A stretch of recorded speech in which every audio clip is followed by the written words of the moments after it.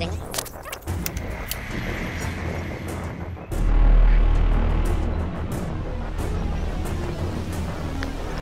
Welcome back to my channel সকাল যে নতুন একটা ব্লগ ভিডিওতে তো চলে আসলাম সকাল সকাল কাছে।